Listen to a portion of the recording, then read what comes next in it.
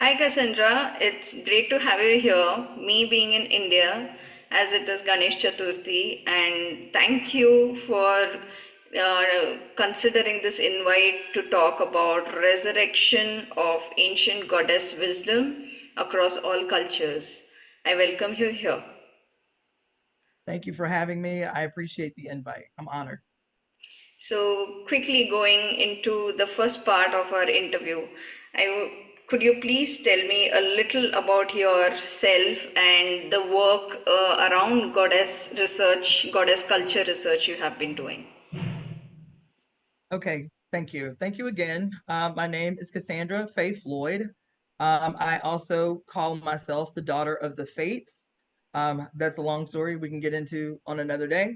But I am the founder of the Temple of Evolutionary Emergence located here in Los Angeles, California. And but I am also an acupuncturist.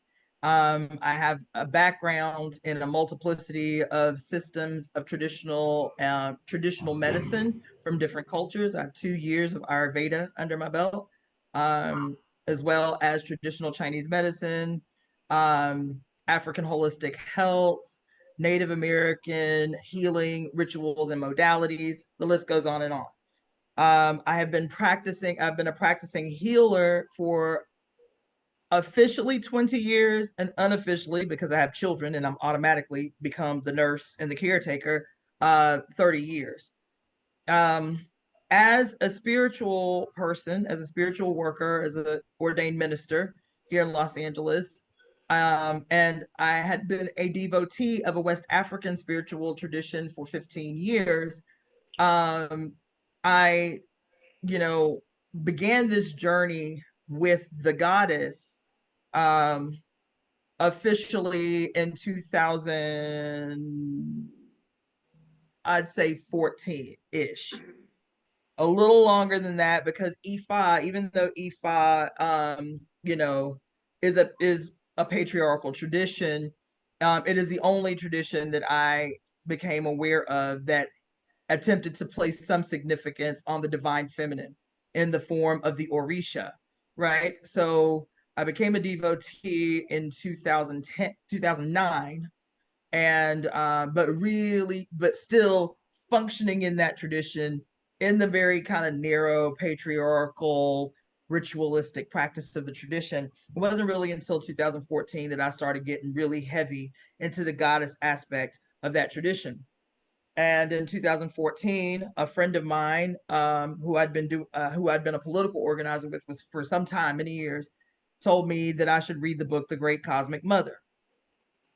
I put up a lot of resistance. I did in the beginning, but eventually I read the book and it blew my mind.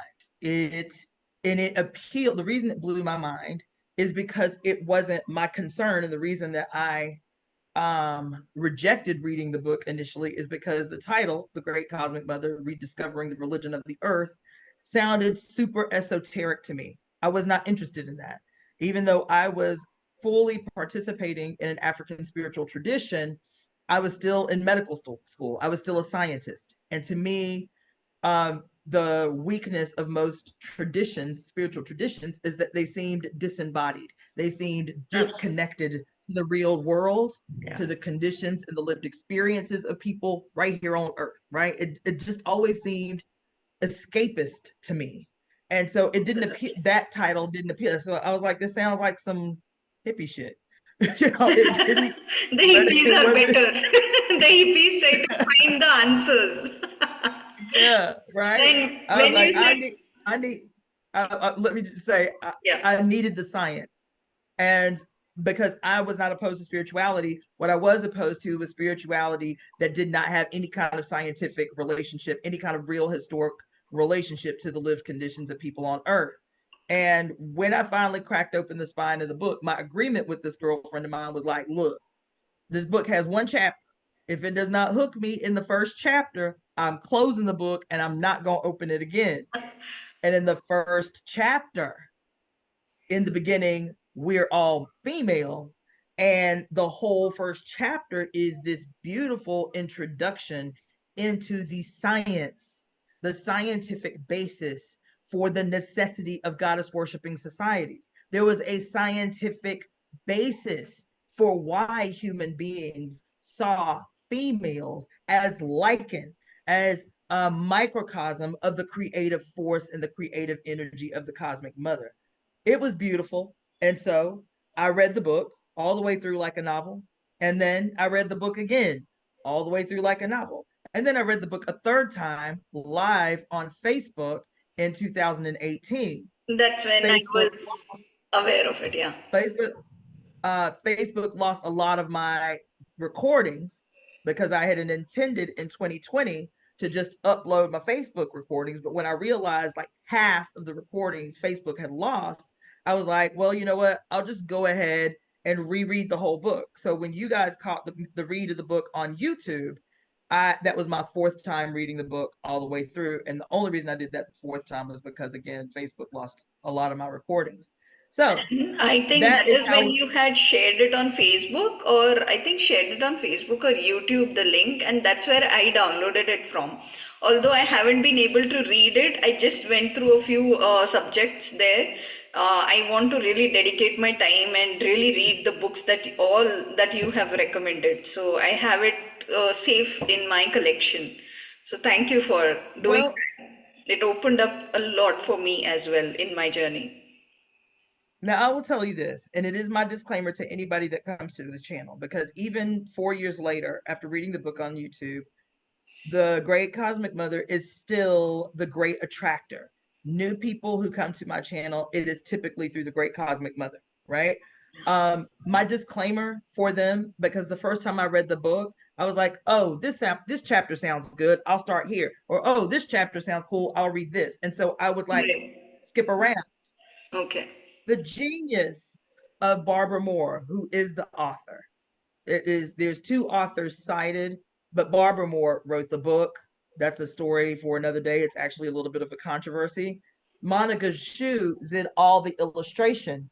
She did Mhm. not write a single word in the book, Okay. even though she is credited with being the lead author. Now, this is through actual conversations with Barbara Moore's daughter and Monica Zhu's granddaughter. Both reached out to me when I read the book on YouTube. Neither of them had read the book because because Barbara Moore and Monica Zhu recently passed away within the last 2 decades.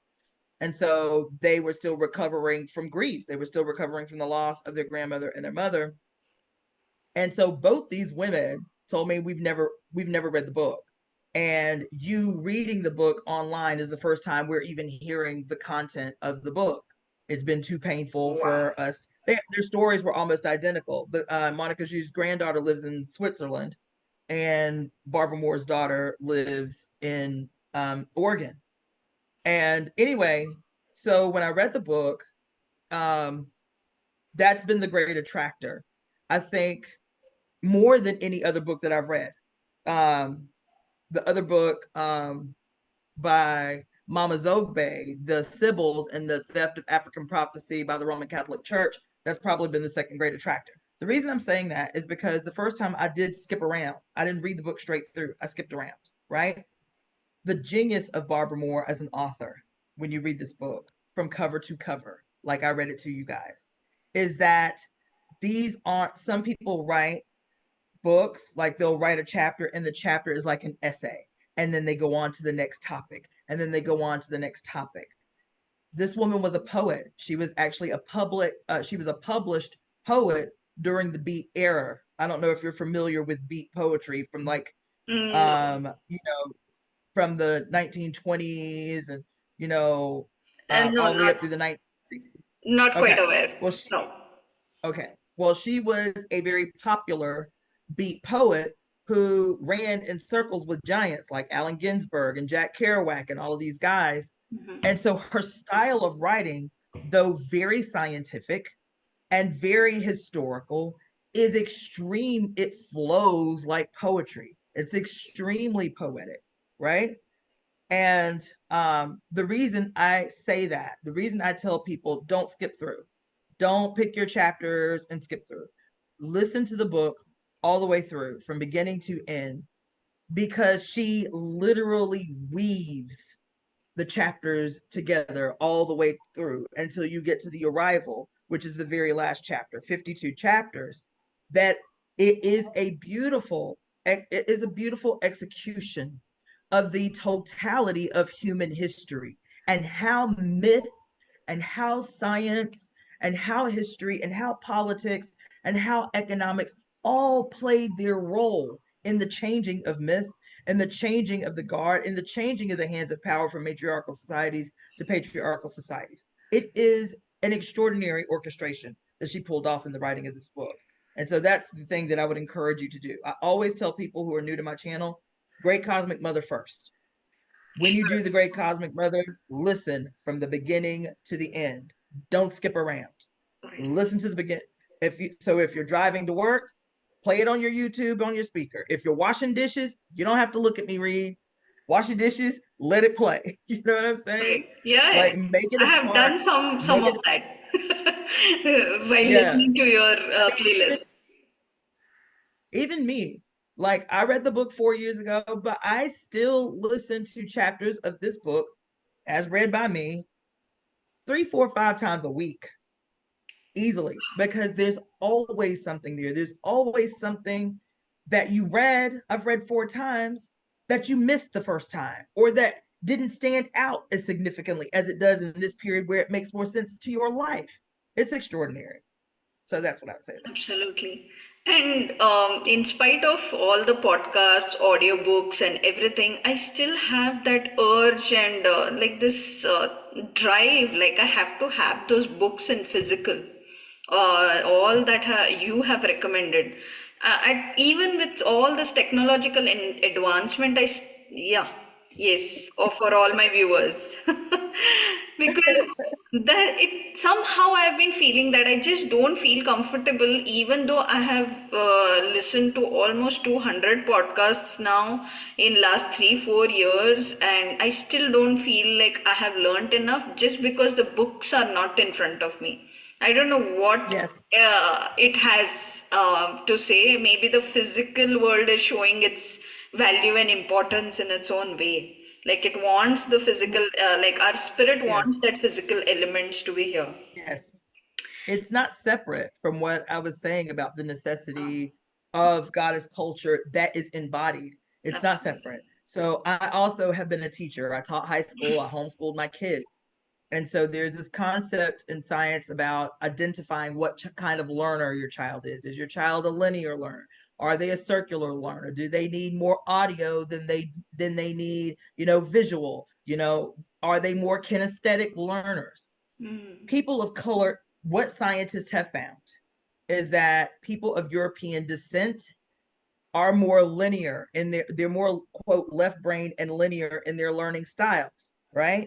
And people of color and the darker people are, for some reason, the more this applies, they are what are called circular learners. They need all of the input. They need to see it. They Right. need to say it. They I need to feel that. hear it. They need to hear themselves repeat it. And they need the kinesthetic aspect. They need to write the notes. They need to write in the book. They need to take the highlighter and highlight the section that really stands out to them. All of this becomes a part of the intake that is necessary for an idea to become a material force, a part of who you are, to the extent that it begins to now change your actual behavior. You see what I'm I, saying? And, yeah, I feel you described the way I am actually. I do most of those things. I always and that's do. most people of color. And so what you're describing is not foreign. There are so many people of color who are taking in ideas, concepts, new ways of thinking, but they do not have the kinesthetic, complete circular avenue to they don't have they don't have an outlet for the mass amount of information that they're taking in. They don't have an equal physical outlet for that stuff. They don't have, so you're saying you listen to over 200 podcasts. It's like information overload. You don't have a way in the world, in the material world, to take these ideas, these concepts, play them out, put them to use, apply them to your actual relationships, do Right. teach somebody else what you've learned so it becomes a part of you, Yeah. right? Yes. Yes. And so I was talking to my daughter. My daughter's 30. I Hmm. was talking to my daughter Oh, my because age. she is a, what, excuse me? My age. She's my age. You're 30? Yeah, Oh, I'm wow. 33. I'm 33 and Yes. Okay. 2024 is going really well for me. Yeah. Well, I'm going to be 50 in 2 weeks. You feel me? So Wow. I'm talking to my daughter, and she is a product of this generation, generations where they're having tons and tons and tons of informational input, but they are Agree. frustrated in their bodies because there is no outlet, no real consistent outlet for the processing of all of this information, right? Totally. and uh, and so when I counsel women in particular, um, I tell them to put your hands in or on something and transform it. It is the only way to it is the only way to process, even if you're not problem solving, to put your, I tell every woman that I counsel, every reading that I do, I don't care what their situation is, I don't care what they're calling me for. You need to take a pottery class. You need to take a pottery class, or you need to learn how to weave or crochet. Your hands need to be in something, preferably pottery. We need to reinstitute a physical, organic relationship with the earth itself and learn what it means, not ideally, with our actual hands, with our actual sweat, with our actual tears, or crying into the pottery or whatever, to construct something out of seeming nothing, to work with the mother's body, to work with the earth, to work with stones, to work with wood, and to take the mass of this big boundless energy and focus it into something that allows us. Because when we have an idea, when we have a concept that occurs to us, a eureka moment, that moment is demanding a physical expression. And we don't do that. We don't do that. We don't do a physical, we don't even handwrite anymore. People get frustrated with me because I love typing, but I will still handwrite every single thing down first and then transpose it to the computer. They're like, why do you do that? It's such a waste of time. I was like, no, it's not a waste of time. I know what it takes to keep my mind sharp, and the different centers in my brain require that I write. Every time I don't write for a long period of time, I can tell, because I'm that in tune with myself after teaching for 30 years. I can tell when my brain is like, you're slipping. You need to write something. You know what I'm saying? If I don't journal for a month, I can feel a change in my brain. You feel me? And there's too much research out there that literally backs that up. When I was teaching high school, and none of the kids knew how to write in cursive, right? And there have been so many studies that talk about how there are different parts of the brain that are ignited when you write in cursive as opposed to just print. And none of these kids had learned to write in cursive. So I made it mandatory. I was teaching literature. I made it mandatory that they learn to write in cursive. And within a month, they resisted. They were like, no, don't make us do it. I was like, no, y'all gonna do it. It's just what it is. You're gonna learn Even to write in this class like because in nobody else is gonna teach. Within a month, these kids were like, this is so much fun. It makes writing so much easier. I write so much faster now. It's not as hard to write a paper.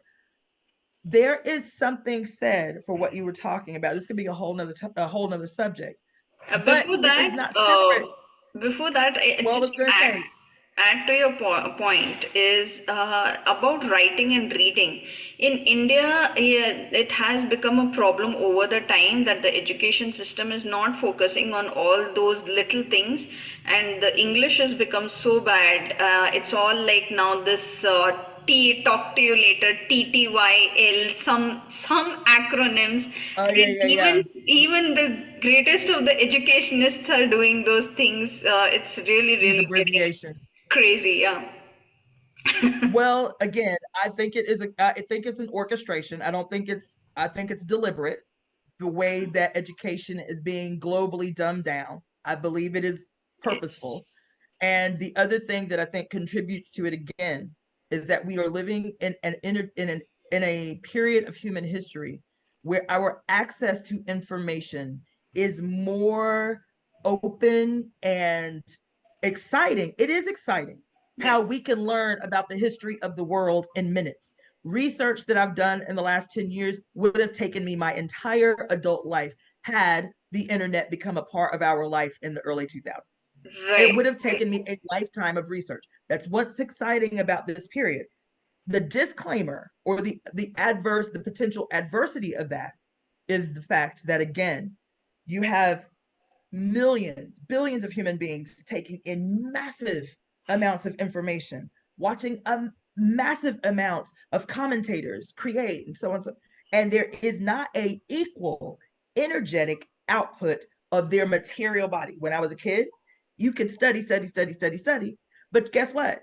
4 hours a day after you did your homework, you were playing outside until the sun came down. And in play, you're learning how to work shit out. You're learning how to play with your friends without fighting. You're learning how to build a fort in a tree. You might fall down every now and again, but guess what? You get back up and figure it out. You are taking these concepts and working them out in the material world. The reason that I say this is not this separate from the discussion on what goddess worship means, why the urgency for reteaching humanity what God, living in matriarchal societies centered around goddess adoration has to look like, and what it can mean for transforming the planet, is to take this mass of genius, potential genius, out of the brains of human beings and into the material world in an integrated relationship, not only with the earth, but in a relationship with one another. The other downfall, if you will, of this particular period in human history that we're living in is they're saying that this is the first time in the history of human beings that there are more people living in cities than in rural areas. There are more people living in isolation, living by themselves in an apartment, in a room, or whatever, than there ever has been in human history. Absolutely. So now you're taking these people with all this potential energy in their head in terms of information, no outlet for it, and nobody to bounce those ideas off of in the real world. There's no sitting circles. Women used to sit in knitting circles. They weren't just knitting, they were working out ideas. They were talking about conflicts. They were teaching each other how to solve problems with a man. They were teaching each other, like, okay, my baby is having this cold thing, and one sister will be like, oh my God, there's an herb for that, or whatever. This was how we take what's here, But work it out among each. yeah, but today it's more like gossip. It's more on the negative side. It's not about solutions, it's I just understand that. propagating I the understand that. I understand problems. that. I understand that. What I Yeah. am saying again is for us to recreate in a more elevated and emerged way that the old ways that worship looked. Worship wasn't just sitting in a corner with our mandala beads chanting. Worship was not just that. Worship was also, ceremony was also harvesting together, reaping together. It was knitting together. It was sitting in ceremony together, creating pottery together. It was all of those Absolutely. things that we reduced to just work, we reduced to just the stuff we have to do. This was all embodied worship within matriarchal and goddess worshiping societies.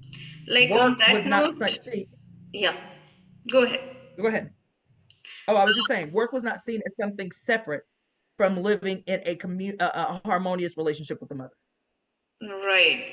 And even I personally, it's been now 3 to 4 years, my journey with Kundalini Yoga and breathwork and everything to know with the goddess elements, the goddess energies, or all feminine elements in the cosmos. It changed me and certain things. I think I shared a very special video with you also long ago. Like what Mm-hmm. Om really means. I won't disclose Yes. it here, but Yeah. It after was that, beautiful. yeah, after that, I think I stopped believing in idol worship. I think if all the festivals, the way we used to celebrate, everything became so pale for me. Now I feel called to rewrite everything what truly Hindu culture meant or Sanatani culture meant, because again, it is pretty much written by the male. There Yes. is no Yes. yeah, so there is something in the astrology chart which where only the male yogi Vashisht was named, where Kundalini Yoga was originated. I eventually found out that, so that's a special thing for me. But I was astonished that the homemaker or the consort goddess, the Pleiadian goddess Arundhati or Star Electra, as you call it, was never in the Uh-huh. chart. And I went searching where is the female's name. So that's when a lot of things became questionable for me. Why only a man's Yes. name comes first, and why Yes. where is the woman who Yes. has been with him to create this society, you know? So that, Not just where is the woman, why is she not primary? yeah, Even when the female energy is acknowledged in any society, why is she always a secondary or a less than or a lower than entity within the creative process?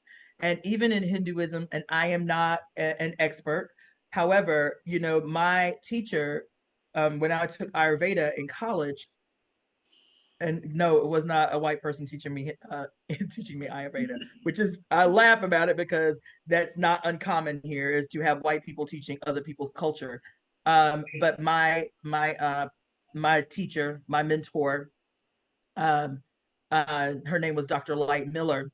She was the descendant of a line of practitioners who were accredited with rescuing Ayurveda during the second British invasion when they were attempting to stomp Ayurveda out as a legitimate practice in India.